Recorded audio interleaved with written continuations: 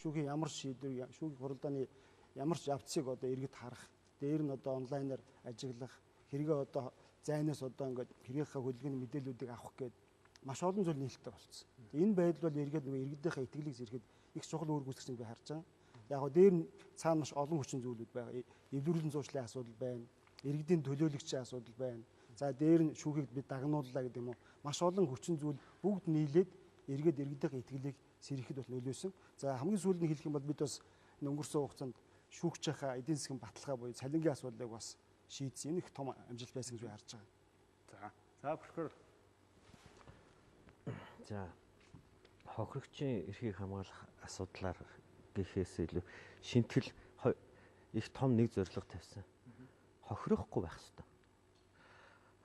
Хохирсон хүний эрхийг хамгаалж эрх ашигын нөхөн сэргийлэх хэрэгтэй. За тэгэхээр энэ хүрээнд шинтгэлийн ажил хийгдсэн, зорилго тавигдсан. Одоо цаашаа бид нар энийг гүйцээх ёстой. Гэмт хэрэг ер нь нийгмийн аливаа сөрөг үзэгдэл чи өөрөө даймжрах зүй тогтолтой байдаг. Юу хэлээд байгаа юм бэхээр өнөөдөр хин нэгэн хүн хууль бусаар мод бэлтгэдэг, модны хулгай гэдэг гэмт хэрэг хийж байна. Бид нар одоо хамаг мод огтлоод дууслаа. Асар өндөр зохион байгуулалттай модны хулгайчтай болчихжээ. Сансрын холбооны утастай.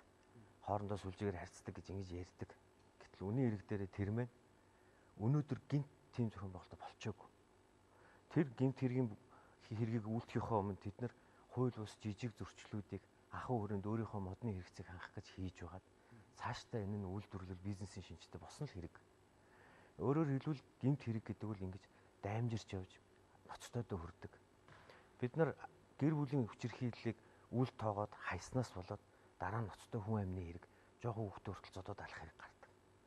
Ийм учраас шинтгэл хийхдээ хамгийн эхлээд бид нар энэ гэмт хэрэг гэдэг нийгмийн үзэгдлийн зүй тогтолыг нь олж хараад тэг үүнийг таслан зогсоохын тулд эрүүгийн хууль үүний өмнө тэр ялимгүй жижиг зүйлтэй тууштай тэмцэж чадах зөрчлийн хуулийг баталсан байх жишээтэй. Тэгээд энэ жижиг модны хулгай, жижиг гэр бүлийн ахуй хүрээний хүчирхийлэл, жижиг гэж бид нар тоохгүй хайдаг зүйлээ хариуцлагатай, хуультай болгосон. Энийний араас хууль сахиулагчтай ажилуулахын тулд хууль сахиулах үйл ажиллагааны тухай хуулийг баталсан. Ингээд энэ үзэгдэл мэдээж бид нар 100% хэн чадахгүй ард нь ноцтойгийн тэр гарна үүнд нь эрүүгийн хуулиа гаргаж байна. Эрүүгийн хэрэг хянан шийдвэрлэх хуулиа гаргалаа. За яг таны хэлдэг яг тэгээ хохирцсон хүн дээр юу юм бэ? Сая Тэмүүжин гишүүний хэлснээс гадна жишээлбэл эрүүгийн хуульд юу орсон бэ гэхээр гин бурууга хүн хүлээвэл тэр хүний хохирлыг төлөвл хариуцлагыг хөнгөрүүлэх механизм бид нар суулгаж өгсөн байна. Энэ нь юу гэсэн үг вэ гэхээр хүн за нөө гинт хэрэг гарчхаж тэгвэл тэр гарсан гинт хэрэг дээр бид нар ямар зүйлүүдийг хийх вөхөр хохирлоо төлж чадахгүйг нь хохирлын сангаас төлөвлөнө. Тухайн гэмт хэрэгтэй гимшээд би заавал одоо өндөр хатуу шийтгэл авахгүй байх боломж байна уу? Энэ учруулсан хохирлоо хор уршгаад төлж арилгавал боломж байна уу гэвэл хуулинд боломжийг зааж өгсөн. Энэ бол ямар тодорхой боломж байна? Эрүүгийн хуулийн хохирлоо барагдуулахаар ямар байдлаар одоо ялын хөнгөрүүлэх гэдэг үү? Тодорхой зохицуултаар уу? Тий, тодорхой зохицуултаар өөрөөр хэлбэл ялимгүй хөнгөн 1 жил хүртэл хорих ялтай гэмт хэрэг үйлдсэн хохирлоо төлөвл эрүүг хариуцлаж чөлөөлнө. Ялаас чөлөөлнө. Гэтэл бүр ноцтой гэмт хэрэг үйлдсэн жишээлбэл 20 жил хүртэл хугацаар хорих ялтай гэмт хэрэг үйлдсэн хүн байвал тэрний оногдуулж болох ялын дээд болон доод хэмжээний 4-3-аас нь бага хэмжээгээр ял оногдуулахар заасан багч. Өөрөөр хэлбэл тэр хүн 10 жилийн хорих ял авах байсан бол тэр хүн 6 жилийн хорих ял авч болно. Тэр хүн хохирлоо төлсөн байх хэрэгтэй. Гэх мэтээр бүхэл төрлийн гэмт хэрэг дээр учруулсан хохирлоо төлөх юм бол тэрний хариуцлага ял шийтгэлээс нь хөнгөрүүлж багасгаж болохоор заасан. Хохирлоо төлөхгүй л өндөр ял шийтгэл авна. Хохирлоо төлөх юм бол хохирсон хүний хохирлыг мөнгөн хэлбэрээр төлнө гэсэн үг үү? Тухайлбал ямар одоо ял эдэлж байгаа хүн хэдийн хэмжээний төлбөр төлөх ч гэдэг юм уу? Тодорхой заалт байна. Шүүх тэр хүний хүнд учирсан хохирлыг мөнгөөр буюу төгрөгөөр илэрхийлэхэд хэмжээг нь тогтоож өгнө. Өөрөөр хэлбэл шүүх хурлын үед чи ийм юмар хохирсон байна. Төрөнгөөр хохирсон байж болно. Эрүүл мэндээр хохирсон байж болно. Тэгээ яалтай байл өнөөгийн нийгмийн зүй тогтол. Эрүүл мэндээр хохирсон хүнд ямар нүдийн салгаад өвөлтэй биш. Түүний эрүүл мэндийг нөхөн сэргээх шаардлагатай тэр төгрөгийг л гаргуулж авах хэрэгтэй. Тэхийн тулд шүүх тэр хүний төлөвл зохих хохирлын мөнгөн дүнгээр илэрхийлэх хэмжээг тогтоож өгнө гэж заасан. Тухайн хүн үүнийг зөвшөөрөөд төлөх юм бол оногдуулах ял шийтгэл нь хөнгөрнө л гэсэн үг. Ийм байдлаар би юу хэлэх гээд байна вөхөр эрх зүйн шинтгэлийн ажил хийгдсэн. Өмнө нь тэр жижиг ялимгүй зүйлээ тоож харахгүй явж байгаад тэрний төлөө хариуцлага хүлээлгэхгүй явж байгаад даймжруулаад ноцтой хохиролд хүрдснийхэн дараа тэмцдэг байсан бол бид нар яах гэж энэ 220 гаруй хуулиудын зөрчлүүдийг нэгтгэж зөрчлийн тухай хууль гэдэг ийм хууль гаргасан бэ гэвэл энийг баг дээр нь даймжрахаас өмнө таслан зогсоох гэж байна. Зарим төр ноцтой хор уршигт хүрэхгүйгээр урьдчилан сэргийлэх гэж байгаа л хэрэг. Тэгээд араас нь бол нэгэнт гэмт хэрэг учруул саяны зарчмаар хохирлын төлөвлөхөөр мөн түрүүний Тэмүүжин гишүүнээс зарим тохиолдолд гэмт хэрэгтэн хохирлыг төлж чадахгүй гэж болно. Тэгвэл бид нар улсаасаа гэмт хэрэг гаргуулахгүй байж чадаагүйхэн төлөө хохирлын сангаасаа хохирлын төлөх ёстой. Ингээд нөгөө гэмт хэрэгтэнтэйгээ хариуцлага ял шийтгэлээ ярьж явах үедээ тэр хохирлоо гаргуулж авах ёстой л гэсэн ийм зарчмаар хуулиуд. Шүүхийн байгууллагууд одоо хохирол барагдуулахад жишээлбэл мөнгөний төлбөрийг юуг харгалзаж ямар нөхцөл байдлыг илүү одоо авч үзэж тогтооно гэсэн үг. Яг нь ерөнхийдөө хохирлын асуудал бол иргэний хуулийнхаа журмаар шийдэгддэг. Иргэний хууль дээр бол эд хөрөнгийн гэдэг юм уу эсвэл эд хөрөнгийн бос хохирлынхаа асуудлыг голдоо юу гэдэг хорхиш тал нь нотлог баримтаа гаргадаг. Эрүүгийн хэрэг дээр бол прокурорын зүгээс бас тэр хохирлын хэмжээ гаргаад ирдэг. За энэ асуудал дээр нь шүүгч бол шийдвэр гаргаж байгаа. За одоо бидний хувьд ямар бэрхшээлтэй асуудал байна гэхэр зэрэг сая шүүгийн зарим одоо процессын хуулиудаар зарим шийдэгдлээ л дээ. Тэр бол хамгийн гол нь тэр нотлог баримтыг бүрдүүлэх, үнэлэх, тэр шинжээчийн дүгнэлттэй холбоотой энэ асуудал байгаа. Дээр нь энэ ч юмс өөр зардал шаарддаг ажил. Энэ дээр бас шүүхийн байгууллагын хувьд бас тэр холбогдох зардал мөнгийг шийддэг.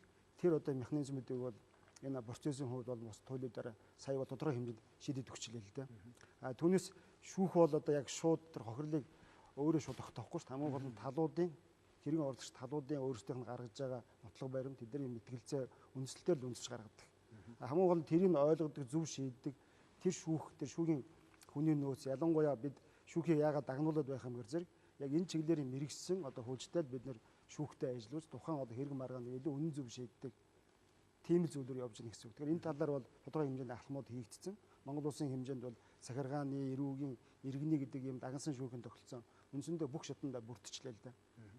Тэгэхээр засгийн газрын хувьд бол одоо хохирол барагдуулах санг ямар зарчмаар яаж байгуулна гэсэн үг үү? Ер нь одоо хохирлын сангийн гол эрх үүсвэр юунаас бүрддэг? Тодорхой боломж байна. Хохирлын сангийн тухай хууль тусгайчлан хуулийн төсөл яваад тусгайчлан тэрэн дээр бүрдүүлэх асуудлууд явж байгаа. Тэгэхээр энэ гэмт хэрэг зөрчлийн улмаас одоо хураагдсан тэрний торгуул хүү за тэгээ хураагдсан эд хөрөнгийг одоо зарж борлуулсны орлогоор энийг санхүүжүүлнэ.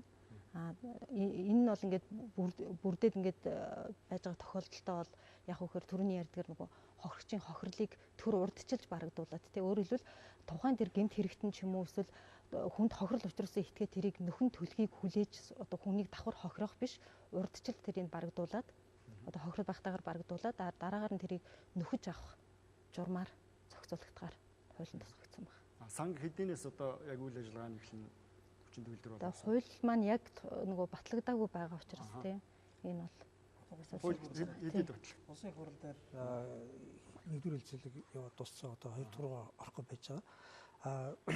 Төрөүний зарчмал да. Өмнө нь бол одоо ингээд одоо Улаанбаатарчууд бас заримдаа ингээд бүхнэлдээ хаар байж байгаа нэг нөхцөл байна л да.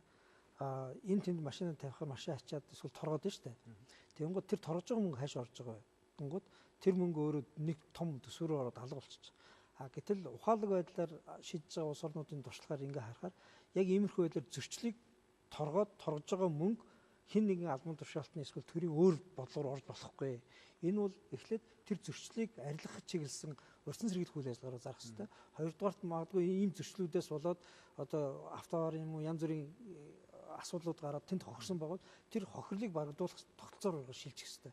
Ийм байдлаар энэ мөнгө чинь хүн торгож төр орлого олдог биш. Торгосон мөнгө өөрөө гэмтрээс урьдчилан сэргийлэх зөрчлийг арилгах эсвэл тэрний улмаас хохирсон иргэдийн хохирлыг барагдуулах чиглэл рүү явж явах хэрэгтэй. Гэхдээ зөрчил гаргасан энэ хохирол барагдуулах сан нэг шийдэж байгаа учраас би бас хохирлоо барагдуулахгүй байхгүй гэж ойлгох байхгүй. Буцаад тэр хүний төлсөн торгуул юм эсвэл шийтгэл аваад одоо аваад хориодсон бол тэр үедээ ажилласан ажлын орлогыг нь буцааж авах байдлаар сан буцаж өөрөө их усүрээр ингээд хөгжиж явах хэрэгтэй гэдэг энэ зарчмыг хэрэгжүүлэх гэж. За тэгэхээр гэр бүлийн хүчирхийлэлтэй тэмцэх хуулийн хүрээнд тэгсэн үзэл баримтлалын нэг гол суурь зохицуулт бол ер нь хохирогчийг хамгаалахтай холбоотой тогтолцоог бүрдүүлсэн гэж ойлгож байгаа. Тухайлбал ямар тодорхой бодиттой өөрчлөлт гарна гэсэн үг. За одоо сүүлийн 6 жилийн байдлаар гэрүүлийн хүчирхийлэлээс болоод 90 хүн 80 гаруй хүн 90 хүн нас орчаад байна л да. Тэгээд жил болгоно л 20 хэдэн хүн нас ордог. Тэгээд энэ байдал юг харуулж байна вэ гэхээр эрүүгийн хууль байна уу байна, гэрүүлийн хүчирхийлэлтэй тэнцвэх тухай хууль байна уу байна. Гэхдээ хаагур нь хүний амнаас алга болоод байгаа юм тийм ээ. Ягаад хаагур нь одоо хүний амнаас гээгдээд байгаа юм бэ гэдэг асуулт бол гарч ирнэ. Тэгээд бид нар одоо бүтэн 12 жилийн турш 19,600 хүнд үйлчилсэн байна л да. Тэгээд тэр болгоны бүх хуулийн байгууллагын шатаар явхад ямар одоо асуудалтай тулгарч байгаа нөхөр дандаа тогтолцооны асуудал байгаа юм. Тэрний юу гэхээр 2 дугаар стандартын асуудал. Хэрвээ үнэхээр төр хүний амнаас эрүүл мэндийг хамгаалах ёстой юм бол яагаад гэрүүлийн орчинд байгаа хувийн энэ дотн харилцаанд байгаа хаалттай хаалганы цаана байгаа тэр хүмүүсийн амнасыг хамгаалж чадахгүй гэмт хэрэгч биш, зөрчилч биш, зүгээр нөгөө иргэний хоорондын маргаан болоод хайчихсан, жижиг зөрчилгээд хайчихсан энэ байгаа тогтолцоог өөрчлөхөөс хэрэгтэй юм байна. Зөвхөн гэрүүлийн хүчирхэлтэй тэнцвэх тухай хуулийг дангаар нь өөрчлөлт бол нэмэргүй юм байна гэсэн одоо тийм сургамжийг авсан өнгөрсөн 12 жилийн хугацаанд. Тийм учраас яах вэ гэхээр хамгийн түрүүнд гэрүүлийн хүчирхийллийг гэмт хэрэг гэж тодорхойлох. Хэрвээ үнэхээр үндсэн хуулиар хүний амнаас хүн одоо төрийн хамгаалтанд байх ёстой юм бол тэр нь годамжинд хэрвээ хэн нэгэн хүн задулчих юм бол гэмт хэрэг болчдөг. Гэртээ хамгийн ойр дотныхаа хүндээ задулчих юм бол гэмт хэрэг биш болчдөг.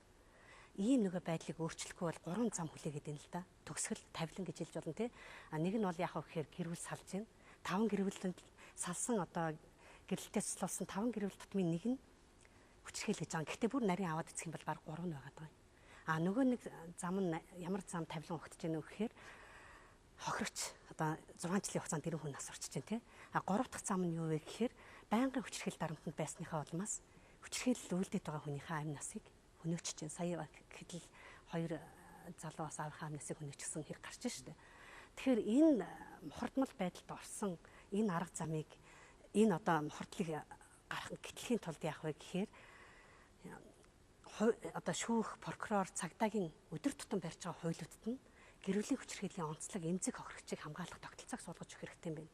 Зохицуултыг гэж үзээд тэгээд хамгийн ихнээд гэрүүлийн хүчирхийлэл бол гэмт хэрэг болж ирж байгаа. Тэгснээрээ бол 2 дугаар стандартыг халж байна тийм ээ.